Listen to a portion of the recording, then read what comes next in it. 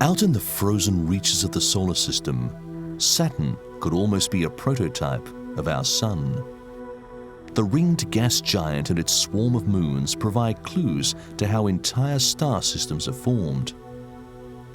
The shrouded moon Titan has an atmosphere like Earth's before life evolved. Saturn itself, 700 times the size of Earth, is mostly helium and hydrogen like the Sun. But it's still too small for gravity to ignite the nuclear fires that fuel the stars. Now, astronomers can detect the signs of such massive planets in orbit around other stars. Traces of more than 50 extrasolar planets have been detected since the first was discovered in 1995 by 2 Swiss astronomers. European astronomy programs based at observatories around the globe are part of the hunt for new worlds. In France, astronomers use a collection of optical telescopes to observe parts of our galaxy with the right conditions for stars and planets to form. Starlight from the telescopes is analysed by a spectrometer known as ELODI. ELODI can detect minute changes in the colour of a star's light that indicate a massive planet in orbit. But scientists want to find more than just huge gas giants. They want to find planets with roughly the same conditions as Earth. Astronomer Michael Blanc worked on the exploration of the Saturn system by the Cassini-Huygens spacecraft. Ground-based telescopes can detect the largest gas giants, but finding Earth-like planets will take different methods. Europe's space agency is preparing an array of space telescopes named Darwin to search for oxygen and carbon dioxide on certain extrasolar planets.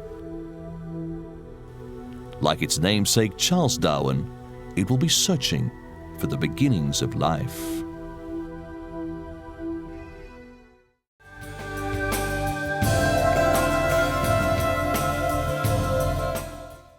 This empty launch pad was supposed to be the prelude to a celebration, but when Japan's H-2A rocket had to be destroyed minutes after liftoff, it was the beginning of a witch hunt and a period of 18 months of soul-searching. The problem was eventually traced to a booster. Here, at the Japan Space Agency's launch site at Takanoshima Space Center, a remote island about 1,200 kilometers southwest of Tokyo, engineers set out to examine every aspect of the H-2A's design. No easy task, with 300,000 individual parts. The result, they say, is a better rocket. Until its disastrous 6th mission, the H-2A had enjoyed 5 successful launches with payloads of satellites. The H-2A didn't just transport payloads into space, it carried Japan's reputation as a potential rival to US and European rockets in the commercial launching business. That reputation suffered a big dent. But the Japanese say that their space technology shouldn't be judged on this one failure, and like any industry, it's about experience. But success in the commercial satellite launching business isn't just about experience. It's also about reputation and money. There is no doubt that space is a growth business, with old satellites needing to be replaced and new customers emerging in Asia. To get back into contention for lucrative launch contracts, Japan must demonstrate that the H-2A is reliable and departs frequently for space.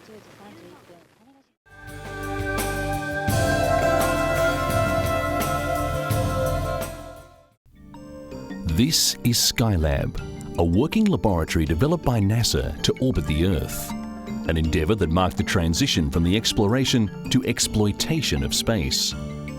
Skylab was 15 metres tall, 8 metres across, and had some 1,000 cubic metres of working space.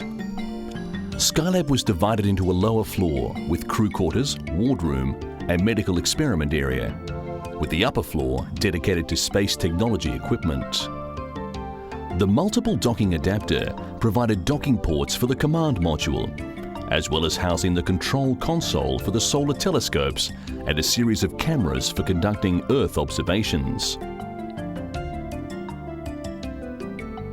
The unmanned orbital workshop was launched in May 1973 atop a Saturn V rocket.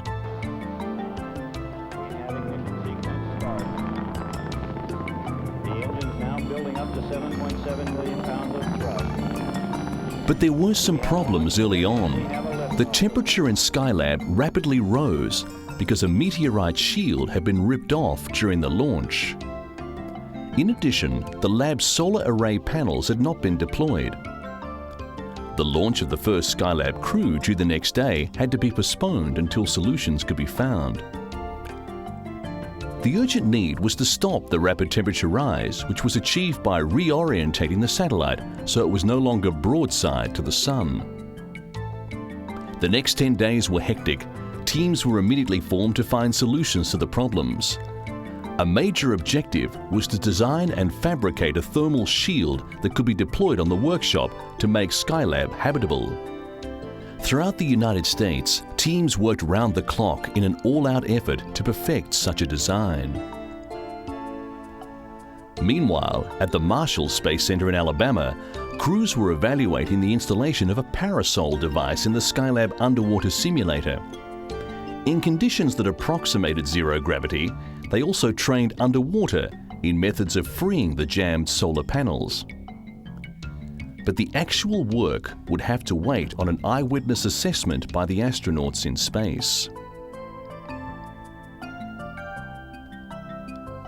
Time was becoming critical if Skylab was to be saved.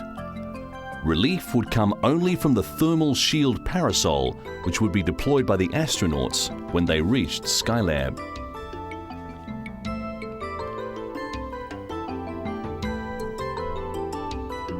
Ten days after the initial launch, astronauts Conrad, Kerwin and Weiss were on their way to Skylab. It was the first step in the fulfillment of an opportunity to use men in space for practical humanistic benefits. After rendezvous with Skylab, a televised fly-around was performed to assess the damage. Most of the predictions were confirmed. The meteoroid shield had been ripped away, exposing the workshop's skin to the sun. One of the solar array panels had been completely torn off, and the other, only partially deployed, was jammed by a fragment of the damaged meteoroid shield. An unsuccessful attempt was made at freeing the panel before docking with the workshop. After a night's sleep aboard the command module, the astronauts entered the workshop and took steps at deploying the parasol.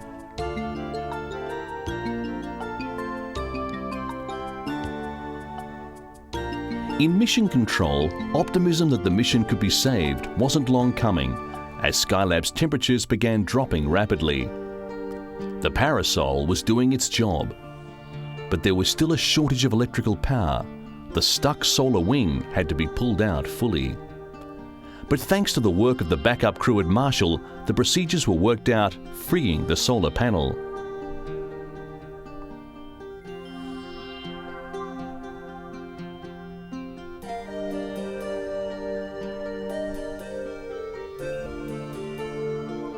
Astronauts Conrad and Kerwin went on their first spacewalk to repair the damage. This took 3.5 hours and was difficult work, but they prevailed and were able to sever the obstruction and pull out the panel.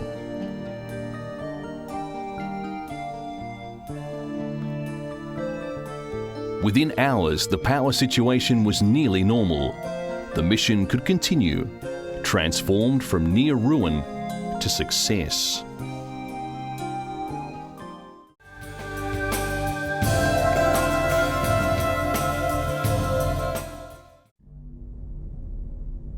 On Sunday, the 24th of April 2005, the Hubble Space Telescope, the most successful project in space science, celebrated its 15th anniversary in space. Hubble, a joint ESA and NASA project, revolutionized astronomy by looking deeper than ever before towards the beginning of space and time. It gave us stunning images that have had a lasting impact on people's interest in astronomy. Images that were better than even the biggest telescopes built on Earth could capture. It took 15 years to build Hubble, and then another 4 years of waiting before this ambitious space project was on the launch pad. In April 1990, 5 astronauts aboard the Space Shuttle Discovery deployed Hubble in an orbit roughly 600 kilometers above the Earth. But how great was their disappointment when shortly later it became obvious that Hubble's images were anything but sharp.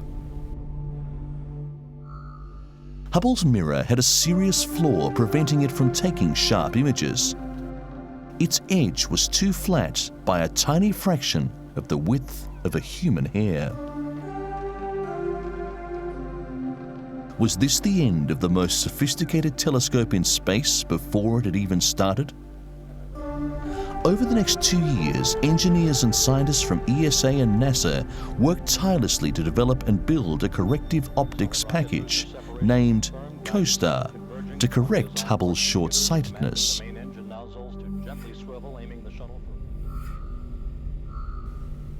In 1993, during the first Hubble servicing mission, COSTAR was fitted to Hubble in a series of breathtaking spacewalks. It succeeded on all accounts. The first images proved Hubble's glasses were working, and better than expected. This was not the first time the Space Shuttle visited Hubble. 3 more servicing missions followed, carried out by the Space Shuttle. But in 2005, it was cancelled after the tragic accident of Space Shuttle Columbia. Since then, NASA has decided that there would be no more Hubble servicing missions with the shuttle, which will focus on the completion of the International Space Station. Hubble was originally designed to operate for 15 years. But as long as its instruments work properly, it can continue its fruitful observations. But even when Hubble's unique mission eventually comes to an end, scientists say there are exciting plans ahead to ensure it will not mean the end of space astronomy.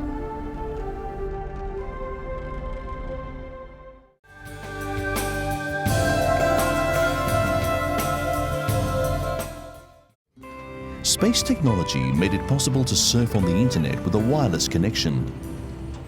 Now a project from the European Space Agency is testing wireless technology on high-speed trains. The European Train Company, otherwise known as Red Trains, links Paris to several major European cities and is taking part in the ESA project by offering their travellers connection to the web during their journey.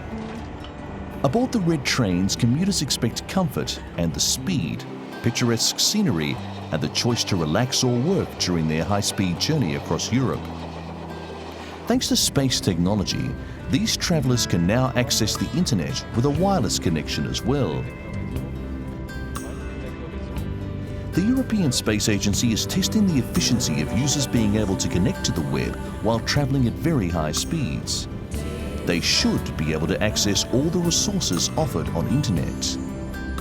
The principle is simple. A satellite tracking antenna on the train's roof ensures a permanent link with a telecommunications satellite. The link is then relayed inside the train through wireless access points installed in the ceilings of the carriages. The success of this project would be a great technological achievement. It will create a continuous two-way link between a train travelling at 300 kilometers per hour and a satellite at an altitude of 36,000 kilometers. The project is being developed with ESA by the UK-based company 21net, an operator which specialises in providing internet access via satellite. Commuters can check emails, send messages, transfer documents, basically do everything you'd normally do at the office, getting the best out of broadband internet while the train races across Europe.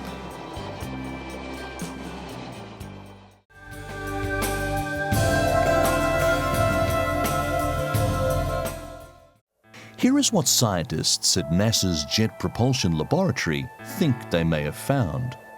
A massive asteroid belt containing 25 times more material than the one in our solar system. It circles a star 41 light years away. What interests the scientists is that it may give clues as to how rocky planets like our own Earth formed and where to look for them. The phenomenon was observed by the Spitzer telescope. Less well known than its orbiting fellow Hubble, Spitzer observes the universe in the infrared part of the spectrum. Spitzer looks for heat sources, and what it found orbiting star 69830 was excess radiation associated with a massive amount of rocky material. When dust and larger rocks jostle each other, they create friction and miniature explosions, which Spitzer picked up. Hubble's attention is also focused on the phenomenon. The system is too far away for Spitzer to actually generate an image. And this is what you might see on a hypothetical planet in the solar system that Spitzer observed. As the sun sets and the sky darkens, the asteroid belt is revealed as a brilliant band of light, sparkling as asteroids collide with each other.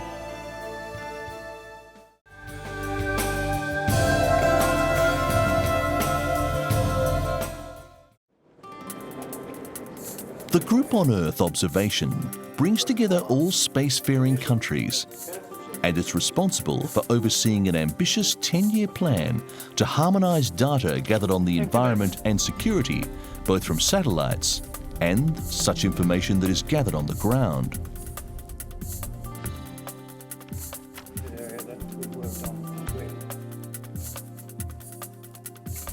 Europe is at the forefront of this drive with its global monitoring for environment and security system known as GMES.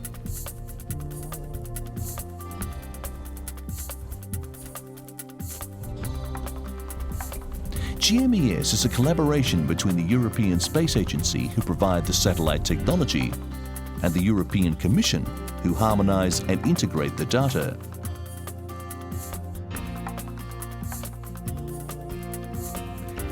GMES is up and running, proving that the vision works and has very practical applications.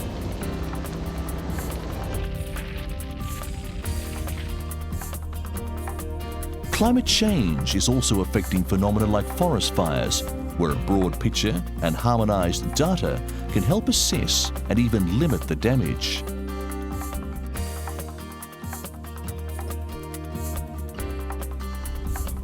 But it's not just Europe and its citizens that are able to benefit from GMES.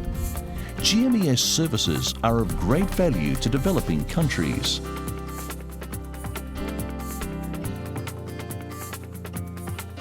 The World Food Programme, that works in poor countries where infrastructure of information may not exist, can benefit from GMES.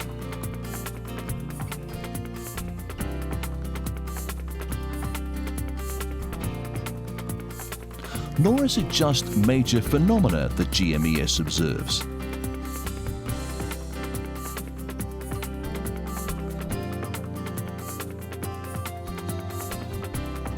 The system can, for example, observe land subsidence to within millimetres per year.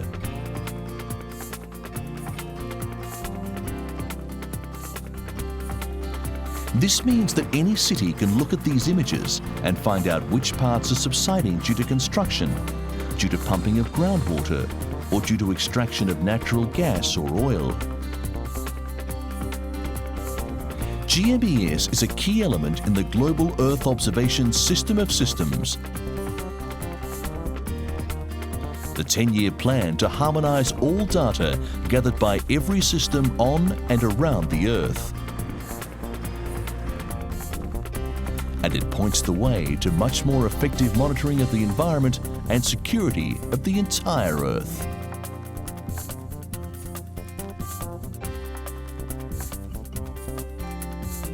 GMES is Europe's contribution to that best scientific data.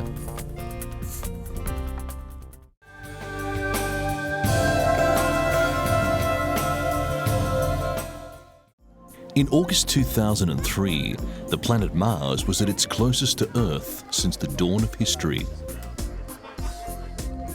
Or certainly since the invention of the telescope. Astronomers said people viewing the planet managed to see a brilliant red star. Even a small telescope was able to show its disk and perhaps a few markings. Mars is certainly the favourite planet.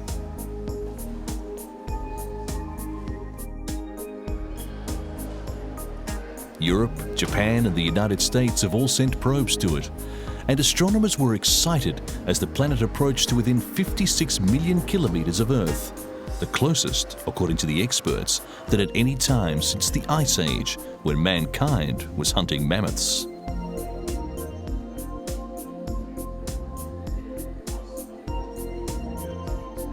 Debate still continues on whether there has ever been life on the red planet, and it is certainly unlikely any discoveries will be made via the telescopes here on Earth.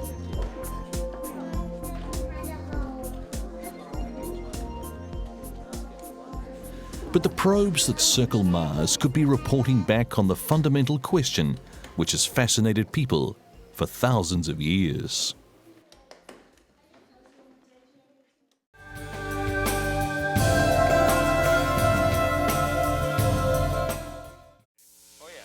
In preparation for a spacewalk, astronauts train in simulated weightlessness in this, the world's largest swimming pool.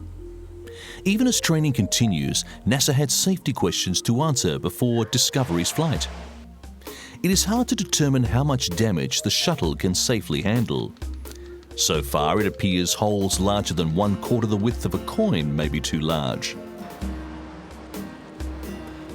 And NASA is still developing techniques to come up with a reliable way to repair holes in the critical heat protection tiles and wing panels. It is testing everything from a silicone-based paste to a carbon-based patch.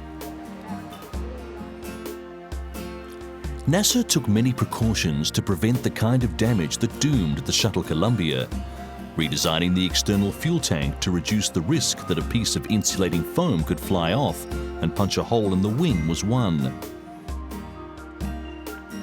NASA was under some pressure to get back into space with the shuttle missions, not only to complete the International Space Station, but also to prove that they can do it, that they can have a successful flight. NASA insisted, though, it would not fly unless it was certain the shuttle was ready.